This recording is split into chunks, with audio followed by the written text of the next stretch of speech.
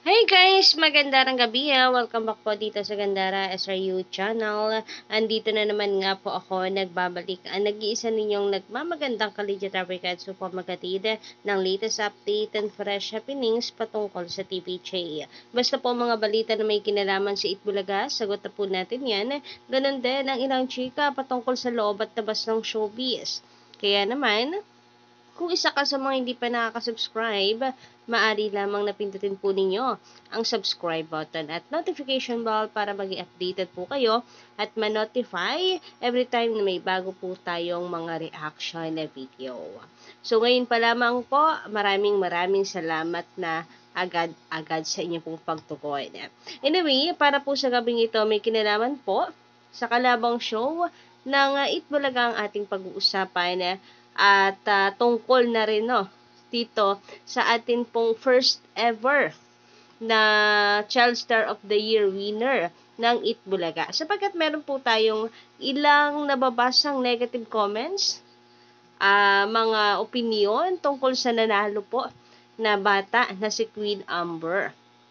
So, ngayon pa lang may basher na po agad mayroong negatibo. Well, kung sa bagay, hindi naman po mawawala yan na may mapupuna at mapupuna ang mga tao. May makikita at makikita po. Pero, syempre, liliwanagin po natin yan, mga kadabrikas. But before that, shoutout sa lahat naman nandito ngayon na nakikinig sa atin. Ganun din, lalong higit sa atin pong masusugid ng mga commentors.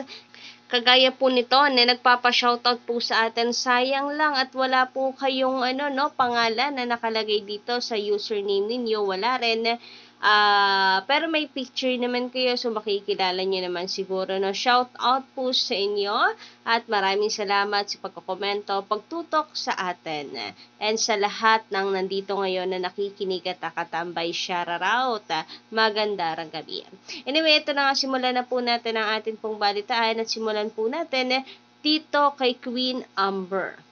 So, hindi naman po maiiwasan mga kadabrikans. Expected naman na po natin yan na meron pong mga negatibo tayong mababasa. Mapabasher po yan, matik, and mapa-legit adabrikans. Kasi, meron naman po tayong kanya-kanyang bias, hindi ba? Meron po tayong kanya-kanyang bet doon sa mga nananalo. And meron tayong, alam niyo yun, feeling na parang, ay bakit yun yung nanalo? Mas magaling si ganito, ganyan. So, ano naman po yan, given na, kumbaga, expected na meron na po mga ganyan.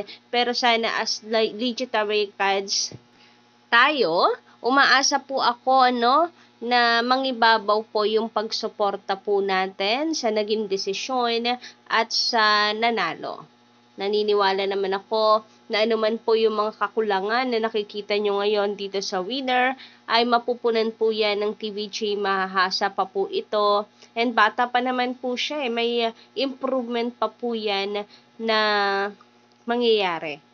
So, narito yung ilan na nababasa natin. Well, hindi naman po lahat ito is bashing. Yung iba naman po ay concerned lamang na sa susunod ay sana daw po may improvement pa dun sa bata. Sabi dito, real talk, hindi ganon ka-charming yung batang nanalo sa Itbulaga TV5. #legit Darika. So, real talk lang daw. Siguro, yun yung palagay niya, may iba siguro po siyang bias, ganon. So, hindi rin natin masisisi. Meron pa dito, sabi naman, sintonado daw kumanta, si Queen Amber. Practice pa more. So, meron namang practice pa more and wala namang ha-ha-ha or ano ba yan, wala namang ganun tayong nakikita. So, ako kasi as always, kung lagi ko po kayong viewers or kayo po ay aking solid subscriber, alam niyo naman na yung mga ganitong negative comments, tinaturn natin into positive, from legit Darikans or bashers man po yan, ano man yung mga negative na ating nakukuha ay tingnan natin as positive para mas lalo po tayong mag-grow. So, sabi dito, practice pa more daw. But I'm hoping na atin pong i-appreciate ano man po yung talent ng bata. Bata pa po yan. and may enhance pa yan. Sabi naman dito, napakagalang nung nagsulat. So, mayroon tayong binasa na post na kung saan ibinahagi nga daw po ni Amber yung kanya pong nakuha na panalunan dito sa Itbulaga plus yung mga Dunkin Donuts, ganyan, kahit umuulan. And napakagalang, pinuri natin, napakagalang po kasi nung pagkakapost, daming po. Pero sabi dito, sa totoo lang, hindi marunong magpo at opo yung bata. Sana doon sa magulang or guardian ni Queen Amber, turuan niyo po siyang maging magalang. Madaling matuto ang bata. Sana naman next appearance niya sa Itbulaga may improvement na. Sana naman daw. Mabilis naman daw kasing matuto yung bata. So at least meron pa rin papuri kahit papaano, no? About naman sa po at opo, hindi po natin lahat madidiktahan. Ang masasabi ko po kasi may mga Bisaya pong mga tao na hindi uso yung po at opo pero nandun yung kanila pong paggalang. So kumbaga iba-iba naman po tayo, ano? Samantala, dumako naman po tayo dito sa latest nating nabasa tungkol po sa Tape Inc. na kung saan ay inanunsyo na nga daw po ang kanilang pagbabalik. So, magbabalik ang Tape Inc. Based dito sa headline ay Tape Inc. announces return after corporate restructuring.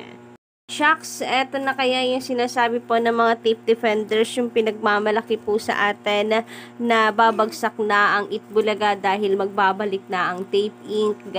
Chuchu-chuchu, mga ganyan po nilang sinasabi. And may dapat ba tayong katakutan, lalo na't kalat po ito ngayon, marami pong mga write-ups ng kumakalat and syempre yung mga tape defenders, papahuli po ba naman yan? Nangaasar na nga po yung iba sa mga TVJ supporters. So basahin nga po natin dito, anong klaseng pagbabalik ba ang gagawin ng Tape Inc. Sa noon time ba yung kanilang pagbabalik at maling makikipagsalpukan sa TVJ? Sabi dito, Television and Production Exponents Inc. or Tape Inc. led by Romeo Haloso Sr. is set to return after a brief hiatus following a major corporate restructuring aimed at boosting operational efficiency and creativity. Tape Inc. confirmed its plan to resume producing content and television and online platforms as well as managing talent, recording, and film production, including concerts and events. So, ayan ha. Ang nakalagay dito sa kanila pong pagbabalik ay content for television. So, maybe mga teleseries po yan, online platforms, and managing talents, recording, and film production. So, wala namang sinabi dito na noontime show para makabangga po ng Itbulaga. Kasi production company po sila So, po pwede naman silang mag-produce ng pelikula, ng isang teleserye, hindi ba? Sabi dito, last year, the company launched Tape Artist Management Agency or TAMA to nurture top-tier talent.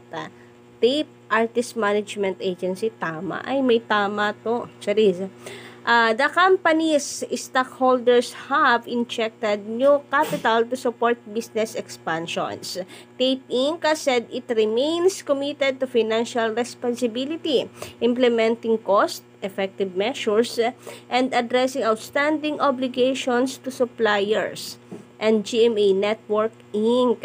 So, ano pa rin, mahigpit pa rin po ang partnership nila or pagkakaibigan nila with the GMA Network, no? Tape Inc. remains respected in the industry. Nire-respeto pa rin daw ang Tape Inc. sa industry, The Ad Standards Council recently honored Chairman Emeritus Romeo Haloso Sr. for his contributions to the fields. So, ayan, nabasa po natin mga kadarwikans and ganun pa man, ito man yung sinabi po no, na pagbabalik nila tungkol sa film, managing talents, etc. Umuugong pa rin yung paggawa daw ng noontime show. Kung sakasakali man, buksan na rin natin ang ang chance na yan na wagbalik noontime. Saang channel, 'di ba? Nandun po ang ang Showtime sa GMA Network. Sabi dito, maano pa rin naman yung friendship ng GMA and ng Tape Inc. So, posible na sa GMA sila tatapak. E paano po ang Showtime?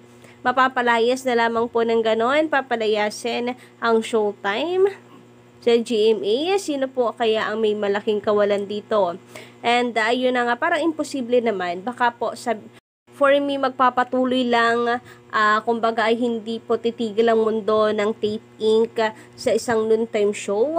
Marami pa silang maaaring gawin like producing a TV series, producing a film, ayun nga, managing talents, etc.